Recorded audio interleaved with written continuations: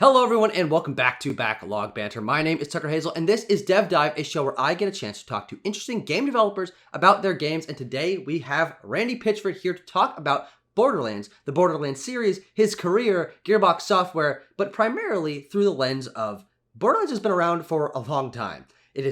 We're coming up on, I think, 16 years of that game, that series. Borderlands 4 releasing later this year. And so I think it's a fun and interesting time for you to reflect back on how much time has passed and how much things have changed in the last 16 years. Awesome. Yeah, no, thanks for having me with you. I'm happy to talk about it. Yeah. Well, it was fun when I initially reached out to you about this. I was asking you if you knew other people who might want to be on this show. And you're like, well, what about Randy Pitchford? You want to talk to Randy Pitchford? I'm like, yeah, okay. Yeah, I'll have you on the show. And it's taken a couple months, but we're finally here. And I think it's been an interesting few months as Borderlands 4's marketing has started to spin up, as you've been, traveling the world and getting this game going. Let's start with talking about how things have changed in the last 15, 16 years since Borderlands came out. You started as a producer, designer, writer on that first game, and now you've climbed up the ranks and are president and CEO of Gearbox Entertainment company. How has it changed since then? Leading the studio, going from those first roles on the first game to where you are now. When my friends and I founded Gearbox, when I started the company, it was just a handful of us, and we've gotten lucky. We've made some hits, and instead of just kind of keeping the same kind of pace, we've grown with it, and that we're definitely a lot bigger. But that means that our games are bigger too, and not all of them, but a lot of the games we can do a lot more because we have more people. Yeah. And so, figuring out how to keep redesigning not just the games we're making, but the organization. That's been part of the process as well. And so the journey's involved a lot of reconfigurations of who we are and how we work together. And what's funny is, like, from my own personal experience working on the games, not a lot has changed. The games have gotten bigger. Yeah. Certainly titles have changed, but I still pretty much do mostly the same kinds of things that I do. I'm doing less of the day-to-day, moment-to-moment production, but I'm doing day-to-day creative and day-to-day involvement. I'm also doing a lot less day-to-day business because when we started the series, we were an independent developer.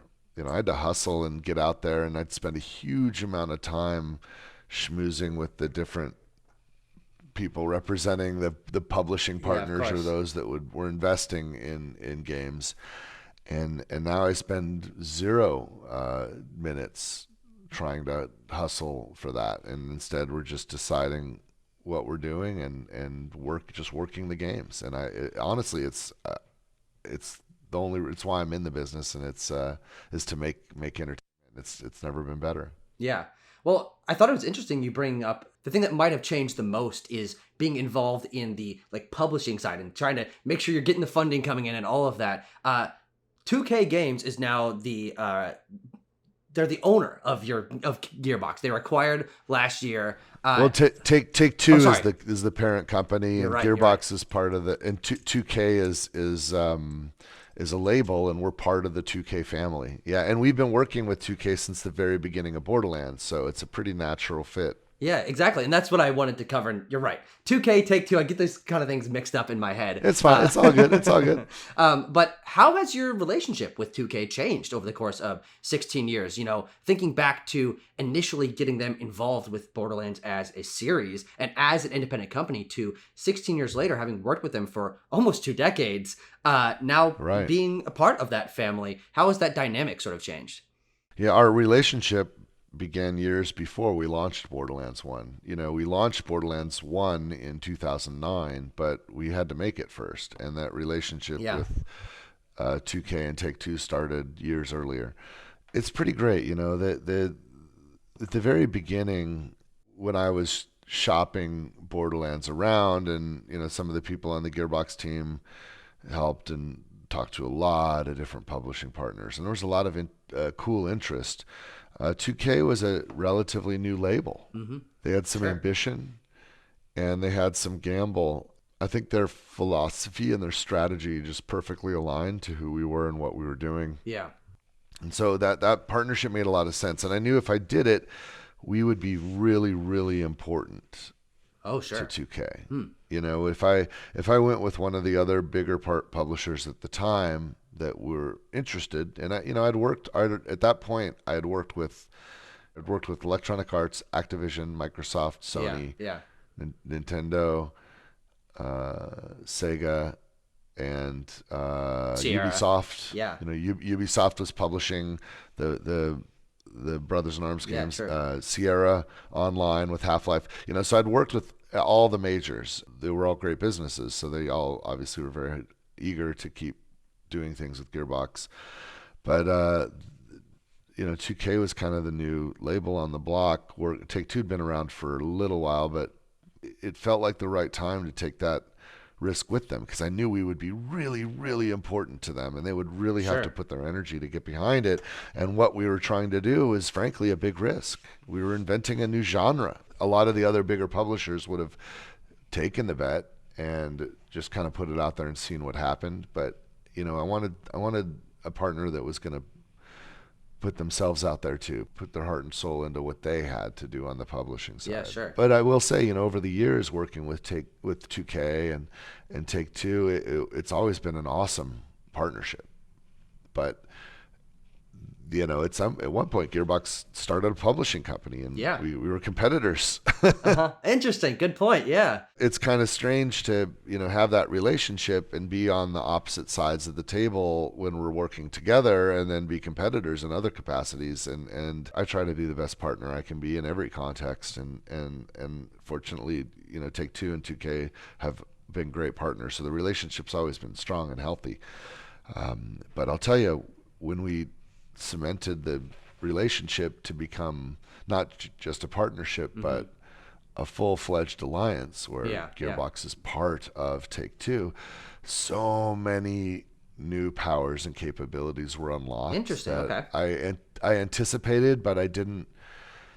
And most of it is because we're on the same side of the table now, Mm-hmm. and so we can trust each other with all the information. Yeah. And Hmm. you know, they don't have to worry about us being a competitor to them, and we don't have to worry about, you know, their maneuverings that, you know, may or may not be healthy for our business, or because we're just in it. We're literally the same team now, and it's pretty. I think it's really great, not just for the process, but because it's great for the process, it's Sure. great for the game. Interesting. Okay. And I think you'll feel it when you see what we got. Yeah, and you don't have to necessarily get into any backdoor specifics, but I'm curious, even just between the gap of Borderlands 3 and Borderlands 4, having that acquisition, becoming a part of the Take-Two family, do you think that there's any marketing or creative benefits you were mentioning, these powers that were unlocked, that people might feel a little bit of a difference between the Borderlands 3 and Borderlands 4?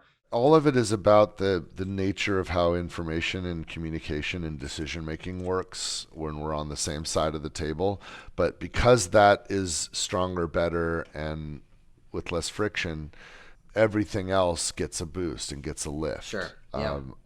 You're going to see a really awesome campaign for Borderlands 4 as we get into it, as we approach the landing on this game.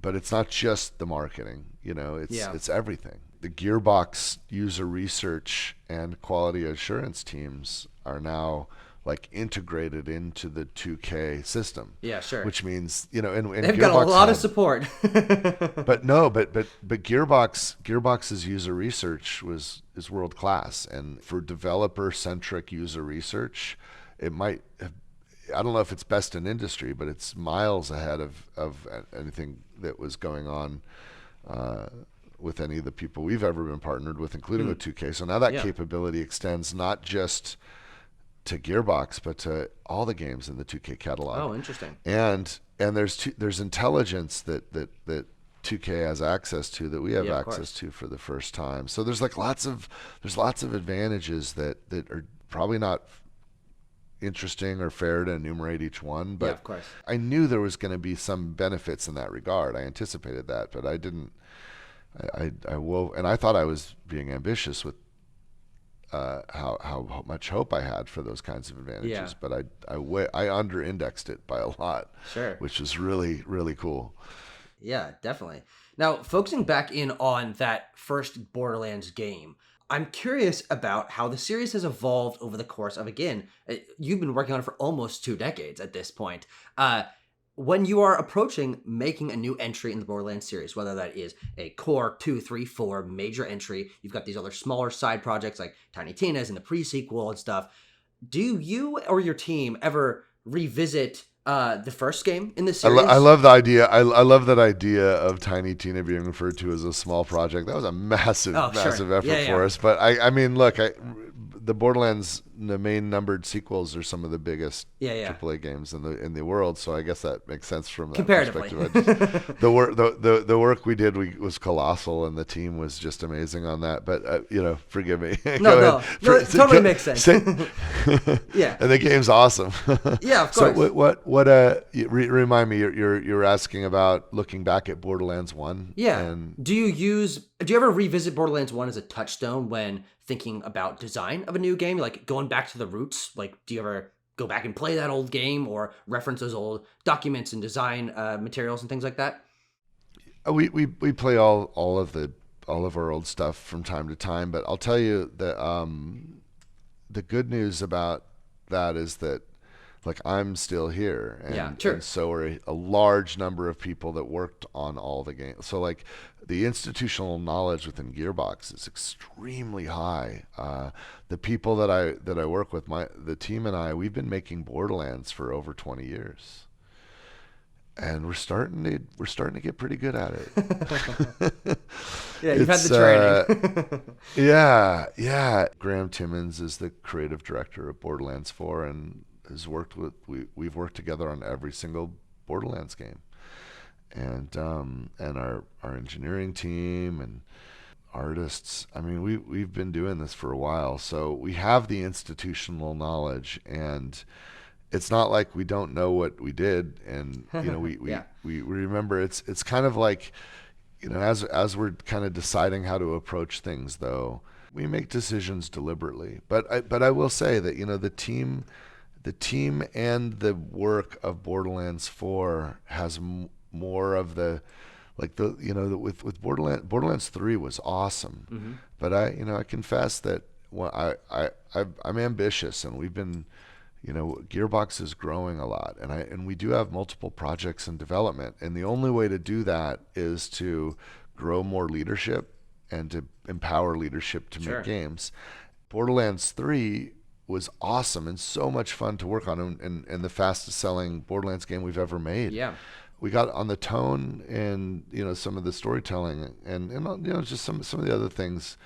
We kind of went away with it, and sure. and the way we went with it, I think has a lot to do with our feelings at the time and kind of what we're all experiencing and going through. There's a lot of us in our games, but it's also the people, and we had some people that I was excited to have join Gearbox to help us grow and expand and do more Yeah, faster, and not all of them were part of us from the beginning, so interesting. Yeah. you can feel some of those differences too. hmm But the Borderlands 4 team is mostly led by people that I've been making Borderlands with from the beginning. You'll feel the differences, but and some of them I think are great and better. Like in a lot of ways, I think this is the best. I think Borderlands 4 is the best Borderlands game we've ever made. But some of the if you joined the series, if Borderlands 3 was your first Borderlands game and you love everything about it, there might be some things that you don't like that we're doing. I don't know, but I think it's the best Borderlands game we've ever made. Yeah, and that's the kind of confidence that comes from working on a series for 20 years and being a Yeah. founder of your studio and then having decades and decades of experience. And I'm curious, from Borderlands 1 to Borderlands 4, we've talked about Gearbox evolving and changing and that team size growing. Do you remember the team size of Borderlands 1, like the amount of people that were from Gearbox that were on that project versus now, if those number comparisons? I think when we started Borderlands 1, we were somewhere between 50 and 60 people. And I think when we shipped it, we were probably somewhere between 60 and 80 people. Yeah, sure. today we're like 10x that. Yeah. Like we're 800 people. It's a whole different universe. Yeah. And which means it's like it's not just adding more people. Like we've reinvented our entire organizational conceit and the nature of how we work. We've reinvented that multiple times. It certain points of our growth over the years, you kind of have to go into a chrysalis and then emerge as a completely different animal. Interesting. And it's kind of fun and stimulating for me to design that. I feel like we've been fortunate. We've always been ahead of it.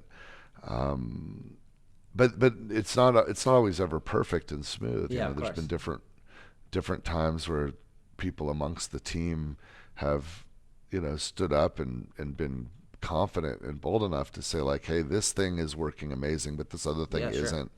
Can we double down on what's working and adjust or tweak what's not? The other thing too that it is kind of an interesting byproduct of that is when we've had a lot of hits, we've had a lot of really incredible success, and when you have a success, it tends to have the consequence of reinforcing everything you did, even the things you didn't do correctly. Oh, sure. Yeah, of course. But when you have something that didn't meet your expectations, when you didn't get out of it what you'd hoped, Yeah. then you really rethink everything you're doing. Yeah, and there, that door swings both ways. Sometimes you did something absolutely correctly, but because the results weren't right, you wonder Yeah. if that was a mistake, and you spend time looking at it. And sometimes you change something that worked well, and then you have to fix it later because, oh no, that actually did work. That was not why the results weren't what we wanted. But I'll tell you, I've profited more from failure in aggregate, which is which is interesting. Yeah. No, yeah, I definitely find that fascinating. And one of my favorite parts about talking to developers is the process of learning from your failures and being like, okay, I screwed that up on this project. Let's make sure we don't do that again. And so I'm curious if you have any particular examples of things that, whether that's from design or creative, on previous projects where you do feel like, all right, that wasn't our best work. Where can we sort of learn from that for future projects? Anything that jumps to mind? Gosh, I'm very hesitant in a context like this to because one of the challenges I've got is if it was just me, it would be the easiest question in the world to Sure. answer. Yeah. But the truth is that there's teams of people involved, and I don't want to impose upon anyone else by suggesting that because here's the other thing too. Whenever we do something, we're committed to it, and we tend to. I think that's one of Gearbox's superpowers is that we commit to the bit. So when we make a decision or we're going to go in a direction, we absolutely wholeheartedly commit to it. I'll get into one. We did this game, a game I loved, called Battleborn. Yep. I got a copy of that on my shelf right over there. Yeah, and we ushered in a new genre Yeah. with it. Like, with Borderlands, we created the shooter looter genre. And with Battleborn, we created the hero shooter genre. And I literally coined the term, the word interesting. hero shooter. I'm the first person that uttered it. Do you remember when that happened? Because that's such a ubiquitous term now. I know. It doesn't matter. Yeah, It of doesn't course. matter. I didn't coin looter shooter. We were trying to like RPS. I don't know, but like role playing shooter. I don't know. We had initially like really we kind of understood what we wanted to play there from a competitive multiplayer perspective, and what we imagined the market needed and what gamers were hungry for. Yeah. And we went down that road. And then there was a point where a few things happened, and this is, I think this would have been totally differently if we'd actually been part of the 2K family back then, as Interesting. opposed to now. They weren't really up on the concept of live service. They weren't there yet. We were way ahead of the curve, and their whole engine was around, look, you put a product in a box and you send it to stores and they sell it. They were still in that world entirely. Like they just couldn't think any other way. And I think if we were inside, we may have been able to do more to help that realization sink in that there's a model there for live services. Yeah, sure. And so that's one part of it. And the other part of it is because Borderlands was so successful and it was the same partner, it was difficult for them to imagine how they could sell anything unless it was like a campaign game. Yeah. And so we could have shipped about a year earlier if we would have just focused on what we were trying to do, which is the competitive multiplayer game. But probably more than a year earlier, and we'd have been way ahead of anyone else in the market. Interesting. That need to, build a campaign game, and that need to make it kind of feel like it's kind of like Borderlands, but it wasn't at all. It kind of diverted focus. It diverted focus of the development. It added a huge amount of effort and time to the process, which also added cost. And it diverted the marketing and the message that we were sending to the customers. And if we could have put just half of that energy instead towards building an ecosystem for the competitive game, I mean, who knows? That shape would have been different. But it's so weird to think of that as a failure, because we launched and the game sold 3 million units. Sure, yeah. Which, by most other games metrics is, wow, you're really stoked, But, we'd been so powerful with some of the things we've been doing and so hungry for big hits that, and then a game came right after us called Overwatch from Blizzard. Overwatch had the opposite problem. Overwatch started from Blizzard trying to follow World of Warcraft with this massive kind of thing, and then they cut down everything to focus only on the hero shooter component. And that they were rewarded by that, because their marketing message, all their attentions were dedicated towards this one thing. And they crushed, and so they sold like 25 million units. So the world's like, oh, they sold 25 million units, like launching, I don't know however much, couple months after we launched, 3 million units, and it's like, this one sucks, So the conventional wisdom is it was a complete train wreck. It wasn't exactly a train wreck, but emotionally it was. Interesting. And a lot of lessons were learned there for sure. And I think if anything, the biggest lesson, I think we should have been stronger fighting for what the game was. I think that even reinforced the religion of committing to the bit. And this is weird, because we were independent, and our publishing partner was like, man, we need a campaign game. We think we need a campaign game to market this, and we need, it's got to be a premium retail package thing that people can play out of the box. It's not something that's going to be a live service. Like, we're not going to invest in live service. You got to invest in the campaign game. You got to invest in, and don't forget about your single player players and your Borderlands cooperative players. And you know what? Make it as much like Borderlands as possible. And our response was like, well, they're smart, and they're plugged into the market, and they know what they're talking about. So let's just trust that they're right and just go for it. And it's not that they were wrong, but they were wrong for Battleborn. They're absolutely right for Borderlands. Their problem was they just couldn't, with us at that moment in time, they couldn't see us as anything other than Borderlands. Sure. And so I take that as my failure to sufficiently defend what the vision was, and to sufficiently evangelize that within their world. I should have done a better job marketing to the publisher. Interesting. And it's interesting bringing up Battleborn and live service games. That game is almost 10 years old. As of next year, it'll be 10 years old. And how much the market has changed in the last 10 years. How much your team has learned, how much the industry has learned about the hunger that people have for live service games, lots of games being sort of reformatted to fit into that. You have the rise of battle passes and of free to play and things. And so I'm curious for you in this moment, learning from something like what happened to Battleborn, having these evolutions of the industry happen, going into Borderlands 4, thinking about it in the current marketplace of game prices increasing and battle passes and things and microtransactions being something people think a lot about. From you on the creative side, what is your thought process in releasing a game into the current market when pricing is such a dominant question in the industry right now? Yeah. Well, look, the business model is always a part of it, right? The there is a commercial relationship with entertainment that we can't avoid, and that's why we get to have entertainment. So there has to be some kind of commercial component to the exchange of entertainment as a good or a commodity or as an experience, and the cost of creating that and how to make that cost happen. That's what the business folks and the finance people think about all day.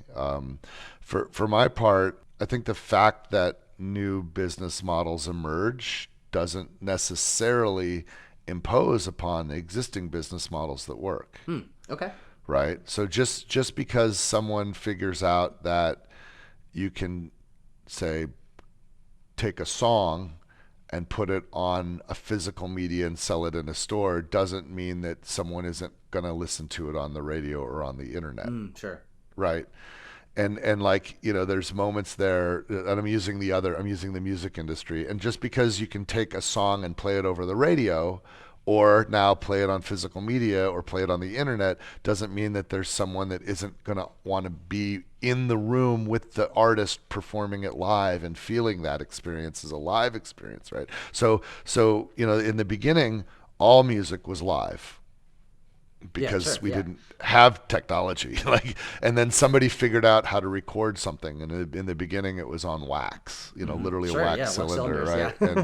And that was cool because you can make a copy and distribute it, which created an opportunity that made it convenient for some people to hear music than others that couldn't be in the place when it happened, or to remember the specific moment of what happened when it was recorded in this one context.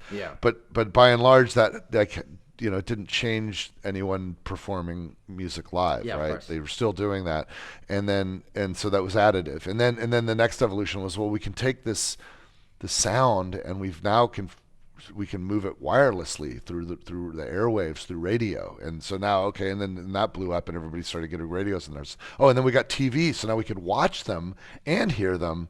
And there was a minute where now the media is getting really freaking good, and we got analog tapes, and then we got CDs, and it's digital, and now like really, really high definition digital on a physical media.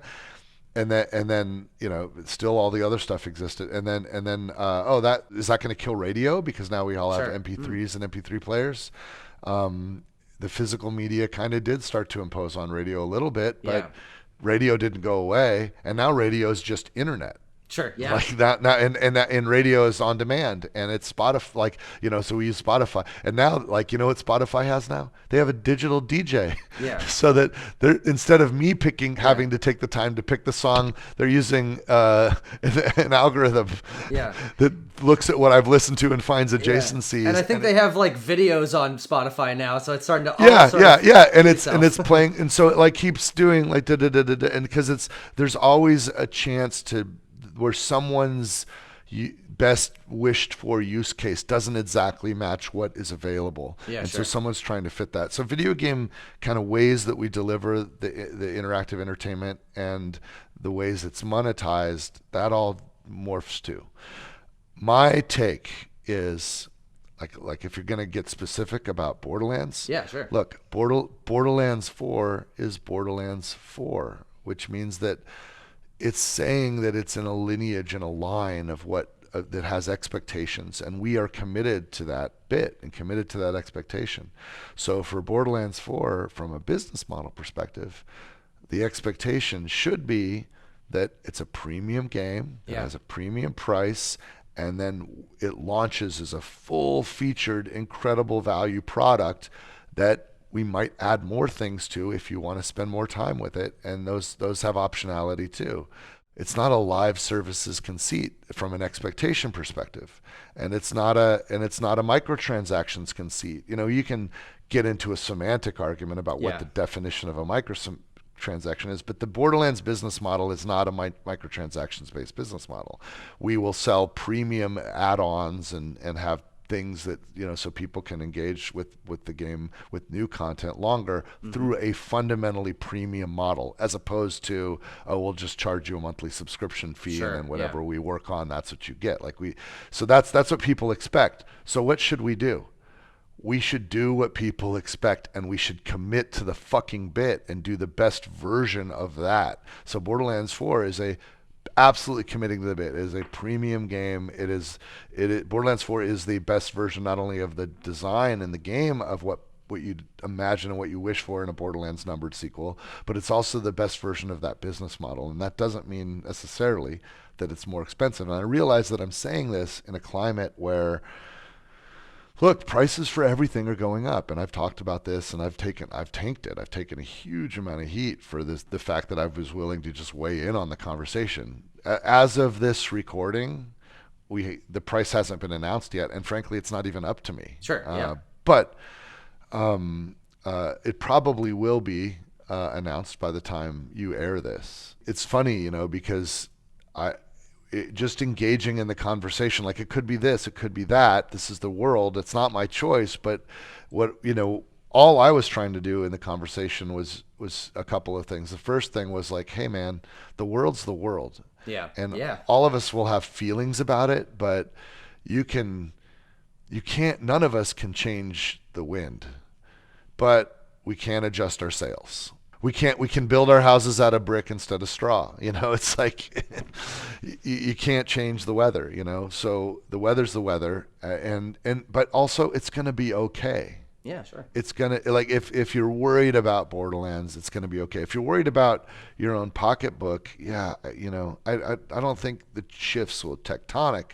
It might mean you have to make choices, right? Mm-hmm. Like, sure. let's say, like I saw recently that, Nintendo launched their platform, Nintendo Switch 2, and it's awesome. I was one of those guys running out trying to get one on launch day, and I got one, and I was oh my god, I love, like, I'm so curious excited about that because I waited outside of a Best Buy for 6 hours in the dude, line. I'm that That's guy one of my too. favorite things. Yeah, we do. Yeah, and it was so exciting to be part of another console launch and to have. I think it's the biggest console launch in console history, That's which what I've tells heard, you yeah. something about the health of the game industry. We're Exactly, doing yeah. fine. But Mario Kart World is fucking awesome. Yeah, it's cool. It's $80, and you know what? It's freaking worth it because it's like you can feel the value in it. And Microsoft, announced some things, and I think I saw one of the titles at Summer Game Fest, Yeah. or Outer whatever Worlds their 2. event was. Yeah. Outer Worlds 2, they launched for $79.99, right? It's $80. I get what that costs, and I understand they've got to do that, and we're just gonna have to adapt. And it's like, oh man, I really wish it was $69. It's like, yeah, me too, and I bet the team does too, because as artists, all we want is for everybody to enjoy our work. Yeah, of course. We're like, the money's been spent, man. The risk, the bean counters and the suits have taken the risk. We just want everybody to enjoy our work. And if price is a difference, we'd rather it lean on the side of encouraging people to play instead of not play. Yeah. And maybe there are some people where that $10 difference is super, super meaningful. But from a video game hobbyist perspective, what does it really mean? The $10 difference. It means that you can't buy some $10 indie game, or that there was a $30 game that now you can only buy a $20 game. Like, how tight is it? We're talking about people that own consoles and own game ready PCs here. We're not talking about homeless people, right? And I have like all that. Like I'm not trying to be light about anything. It's just the world's the world, man. We're all in it doing the best we can. Everybody's just struggling doing the best they can. And I'm a charitable guy. I have extreme amounts of compassion. But when we're looking at the reality of the situation, it's like, okay, it's a tweak there. And I think as a customer and as a gamer, like, I've been there and I get it. Like, I remember working minimum wage and having to figure out how to find the money I needed to buy a premium game that was more expensive than I wished it was. But I really, when I really want the game, I find a way. And that's kind of interesting, right? I think we see the angst about it most with the games people care about the most. The more someone cares about a game, the more the friction of that pricing is in the way. But look, it's all going to be fine. It's all going to work out, and I am 100% certain and 100% confident that anyone, whatever the price is, that anyone who buys and plays Borderlands 4 is going to be convinced that the value far, far exceeds the cost. This Borderlands 4 is huge value. And I think people are going to be really, really happy about everything. So, Amazing. And the last thing I want to talk about, because we are at the moment where Switch 2 has just launched. You were actually featured yourself in a big Nintendo Direct. You were on the screen talking about that was cool. Borderlands 4. Yeah. And honestly, that's my last question. The new burgeoning team between Nintendo and Gearbox, what's that been like working together? You did the creator's voice for Nintendo, talking about Borderlands 4 and it running on Nintendo Switch. What's it like kind of being part of their new systems, like major marketing beat, with a direct and creator's voice and all of that? Oh my God, it's so exciting. I love Nintendo. I can say this with pure sincerity and honesty that I would not be a game developer if it wasn't for Nintendo. The impact that Nintendo games had as I was learning how to program and design, and what motivated me to do that is a direct result of the feelings and love that I had for experiences with Nintendo video games. So it's a huge honor. It's a huge honor to be this important to a Nintendo platform, and especially the Nintendo Switch 2. We have been partners with Nintendo. I love Nintendo. Not just love them as a customer, but I love them as a partner. And we've worked with them before, and we've had several of our games on all kinds of Nintendo platforms, going all the way back to handhelds. We had Brothers in Arms on Nintendo DS. Oh, really? Okay, I guess I didn't know about that one. So sounds kind of obscure. We've been. It did great. But we're third parties, and when we think of Nintendo, we tend to, we're gonna get the Nintendo IP first, I think, and when we're buying Nintendo games. But look, Nintendo knows that third party games are a huge part of the world of gaming, and they're getting behind third party more than they ever have before, and just the timing was just magical. We happened to be coming with this big, massive, best in series, best in class Borderlands game that could be, and not merely could be, on a Nintendo Switch 2, but it almost feels like the Nintendo Switch 2 platform was made for a game like Borderlands. Oh, interesting. Because of their commitment to connectivity and the chat function, and how Borderlands is you can play it solo and it's freaking awesome, but it's also amazing as a cooperative game, and that shared game experience is something that's very, very important to us. That's why we invest and commit so much effort into building shared experiences in Borderlands, and to have the Nintendo Switch 2 platform be all about that shared experience is a possibility. And the lead game is Mario Kart World, which is all about a shared experience. It's just such a beautiful thing. And so this is the first time we've been in a launch window with a big major release of a new game on a Nintendo Switch platform, or any Nintendo platform, with the Nintendo Switch 2 system, and it's very, very, very, very, very, very, very, very, very exciting, and I can't wait. Yeah. And it's looking good, man. It's looking cool. Yeah. And of course, you get to see that work happening every day. Your team is still hard at work on Borderlands 4. You're out performing at the Magic Castle, and everyone's working hard on this game, and it's coming quite soon. And so I imagine leading up to launch, you guys got this last push to make sure that everything's as solid as it can be. We are working our butts off. It's but you know what? It's a privilege and a joy. I love what I do, and I love the team I work with, and I feel grateful that I get to work with such talented people every day. And we're in it, and we're working hard, but we're also loving it. And you can feel our love. You could feel the heart of the team in every bit of work. And I can't wait. I can't wait till Borderlands 4 launches to the world in September. All right. Well, Randy, thank you very much for joining me, talking about Gearbox, talking about Borderlands, your career, and of course, looking forward to Borderlands 4. I'm excited for the game. I think it looks really cool. I love the movement options and stuff, and there's some really crazy enemy design. I'm like, oh, what the heck's going on here? But I'm very much looking forward to that. Thank you very much for joining me. And for everyone else, I'll see you next time. Cheers. Thanks, Tucker.